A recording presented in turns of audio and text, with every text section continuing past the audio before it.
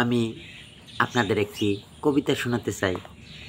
কবিতাটি লিখেছেন আমি নিজেই কবি খামাখা।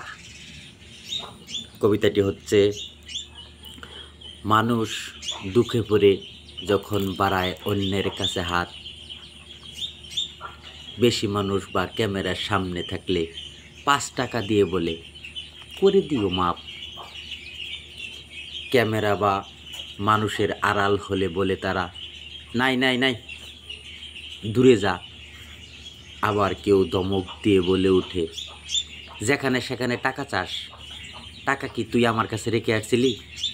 ছোট লোক, গরিব, একই সৃষ্টিকর্তার সৃষ্টি মানুষ, টাকার জন্য কেন ভেদাভেদ?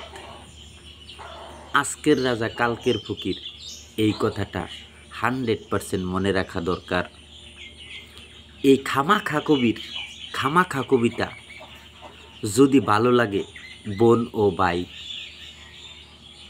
আমার এই পেজের সাথে যুক্ত থাকবেন।